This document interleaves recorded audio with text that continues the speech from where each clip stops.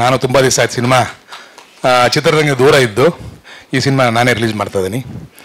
ಆಮೇಲೆ ಏನಂದರೆ ಇವತ್ತು ಕನ್ನಡ ಚಿತ್ರರಂಗ ಯಾವ ಥರ ಇದೆ ಅಂದರೆ ತುಂಬ ಸಿನಿಮಾಗಳು ರಿಲೀಸ್ ಮಾಡಿ 8-10 ಸಿನಿಮಾಗಳು ರಿಲೀಸ್ ಮಾಡಿ ನಮ್ಮ ನಿರ್ಮಾಪಕ ತಪ್ಪು ಮಾಡ್ತಾರೆ ಅನಿಸ್ತಾ ಇದೆ ನನಗೆ. ಯಾಕಂದರೆ ಅಷ್ಟೊಂದು ಸಿನಿಮಾ ರಿಲೀಸ್ ಆದಾಗ ಆಡಿಯನ್ಸ್ ಅದು ನೋಡೋಕ್ಕಾಗಲ್ಲ. ಅದರಿಂದ ವಾರದಲ್ಲಿ ಕಮ್ಮಿ ಸಿನಿಮಾ ಮಾಡ್ಕೊಂತ ಹೋದರೆ ಸ್ವಲ್ಪ ಇಂಡಸ್ಟ್ರಿ ಎಲ್ಪ್ ಆಗೋದು ನನ್ನ ಒಂದು ನಂಬಿಕೆ.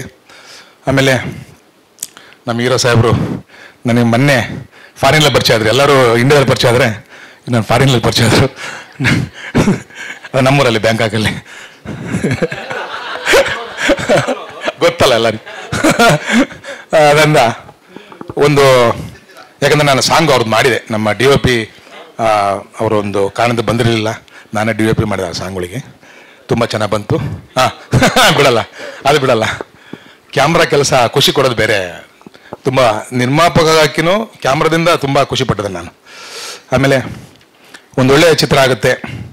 ಒಂದೊಳ್ಳೆ ಇವತ್ತೇನೆಂದರೆ ಒಳ್ಳೆ ಕಂಟೆಂಟ್ ಇದ್ದರೆ 100% ಕನ್ನಡ ಚಿತ್ರರಂಗದಲ್ಲಿ ನೋಡ್ತಾರೆ ಸಿನಿಮಾನ ಅಂತ ನಂಬಿಕೆ ಇದೆ. ಯಾಕಂದರೆ ಸುಮಾರು ದಿನದಿಂದ ನಾನು ಸಿನಿಮಾಟೋಗ್ರಫರ್ ಆಗಿ ಪ್ರೊಡಕ್ಷನ್ ಆಗಿ ಎಲ್ಲ ಮಾಡಿದ್ದೀನಿ. ತುಂಬ ಕಷ್ಟ ಇದೆ ಸಿನಿಮಾ ಮಾಡೋದು, ಸುಲಭ ಅಲ್ಲ. ಏನೋ ಒಂಥರ ಸಿನಿಮಾ ಮಾಡ್ಬೋದು, ಬಟ್ ಎಲ್ಲ ರೀಚ್ ಮಾಡೋದು ಅದೆಲ್ಲ ತುಂಬ ಕಷ್ಟ ಇದೆ.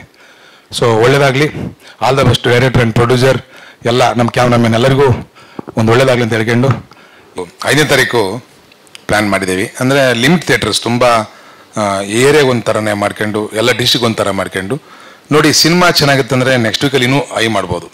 ತುಂಬ ಖಾಲಿ ಸಿನಿಮಾ ಓಡಿಸೋದು ನಾನು ಯಾವತ್ತೂ ಇಷ್ಟಪಡಲ್ಲ. ಯಾಕಂದ್ರೆ ನನ್ನ ಅನುಭವದಲ್ಲಿ ಆ ಏರಿಯಾದಲ್ಲಿ ಥಿಯೇಟರ್ಗಳಿರಬೇಕು.